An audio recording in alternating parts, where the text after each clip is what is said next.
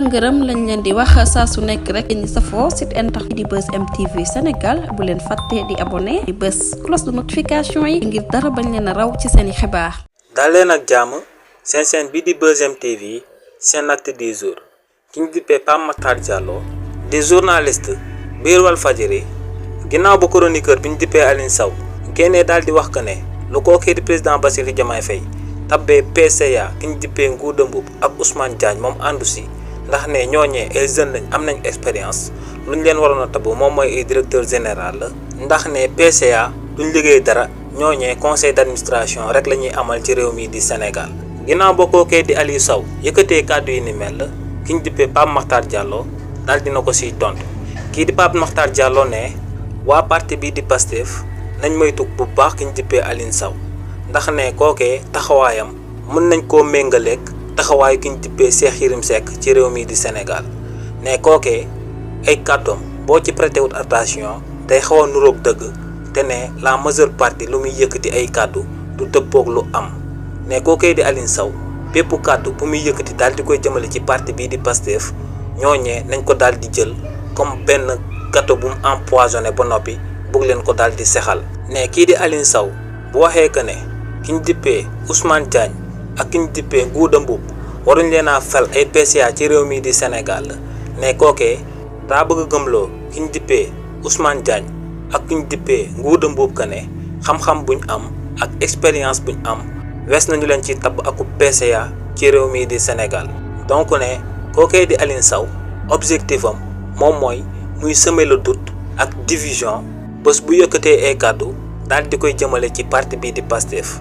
donc ne taxawaayu waa parti bii di Pastef jëmale ko ci vision ay wax ak lépp luy bàyyeekoo ci Aliou Sow moom mooy nañ ko jëlee comme ki nga xam ne bëggu leen bëgg leen a yàq bëgg leen a diviser moom mooy kiy wax ndax ne kookee di Alioune Sow bu yéeneem antu woon parti bii di Pastef duñ mës a agsi au pouvoir ci réew mi di Sénégal te ne loolee mooy dëgg. ginnaaw li ni mel am na akub jàppante bu jaar ci diggante journaliste bi ñu dippee Fatou Abdou Ndiaye te ñu gën ko xam ci Fatou Abdou ak ki ñu dippee Ndéna Mbodj di directeur général ba nekk ca COUD. coo loolee moo ngi bàyyeekoo ci benn publication bi nga xam ne ki ñu dippee Ndéna Mbodj amal na ko te ne ginnaaw bañ ko falee ngir mu daal di diriger COUD daa bëri ay critique ak ay polémique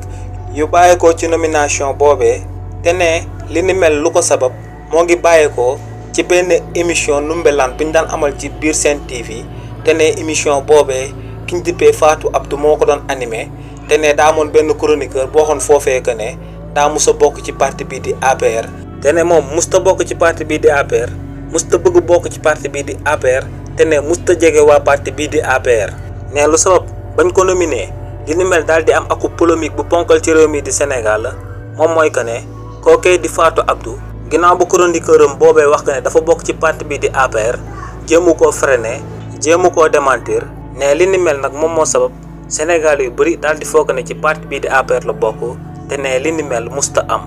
ginnaaw ba kookee di Ndéna Mbodj jëkkatee kàddu yu ni mel nag ki ñu dippee Fatou Abdou daal dina ko siy tontu kookee di Fatou Abdou ne émission bi ñu dippee Ndumbalaan toll na si at animé wu ko donc ne ki ñu dippee Ndéna Mbodj akub kilifa la balaa mu doon jël benn accusation di ko teg ci ndoddam daa war na vérifier bu baax kan moo doon animé émission boobee muy wax. ne moom en tant que journaliste professionnel bu indépendant du toog ci plateau di jéem a défendre ñi nga xam ne ñoom ñoo nekk ci nguur gi wala di défendre ñi nga xam ne ñoom ñoo nekk ci opposition bi ne day daal di bàyyi plateau bi daal di équilibré ku nekk si ñoom koo représenté nga daal di défendre say idées ne noonee lay animé émission waaye du fa nekk di jéem a xool lu neex ki ñu dippee Ndéna Mbodj wala beneen personnalité ci réew mi di Sénégal. ginnaaw li ni mel journaliste bi ñu dippee Mame Birame Wathie yëkkati na ay kàddu daal di koy jëmale si lu sabab ci biir parlement ba ci CEDEAO kookee di Guy Marius Sagna ginnaaw ba mu yëkkatee ay kàddu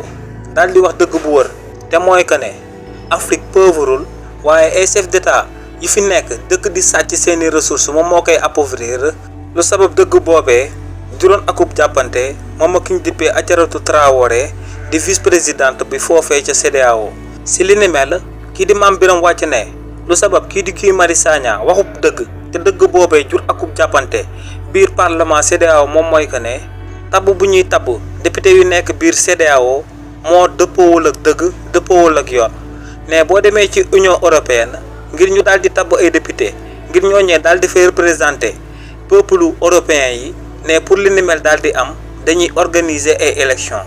waaye ne boo demee biir CEDEAO 15 pays yu nekk ci biir organisation boobee ñooñee ku nekk ci ñoom moom mooy envoyé lu tolloog 5 représentants maanaam 5 députés ne ñooñee ñoom ñooy ñëw daal di représenter peuple CEDEAO bi ne 15 pays ku nekk bu envoyé 5 représentants loolee day yem ci 75 députés te ne parlement ba nekk ci CEDEAO lu ñu fa soxla ci ay nombre de députés moo ngi toll ci 115 députés donc ne 40 députés ya ca des dañ leen di tànn par poids démographique maanaam dañuy jël ci 15 pays yu gën a peuplé ñooñee daal di yokk seeni représentants ne problème bi nag moom mooy que ne si député yooyee di dem CEDEAO ngir représenter seen pays ne député yooyee la majeure partie dañuy bokk ci parti au pouvoir te ne bu ñu waxantee dëgg ci Afrique de l'Ouest bi ñu nekk lu ëpp ci président yi ay président Macky Sall lañ maanaam président yooyee intérêt wu France dañuy représenter di noot seeni askan ne loolee moom moo am biir Côte d'Ivoire ak Alassane Ouattara te ne loolee tamit moom moo sabab kii di Guy Marius Sagna ginnaaw ba mu jógee daal di dal ci dirigeant africain yi ki ñu dippee Adjaratou Traoré mi nga xam ne moom moo représenté Alassane Ouattara daal di jóg di défendre président africain yi nga xam ne ci dëgg ñoom ñooy appauvrir Afrique. ginnaaw li ni mel journaliste bi ñu dippee Ouleye Mané ginnaaw ba kookee di Serigne Saliou Gueye démissionné ci télé bi ñu dippee Sen TV kookee yëkkati na ay kàddu daal di àddu ci li ni mel. kii di Ouleye Mané ne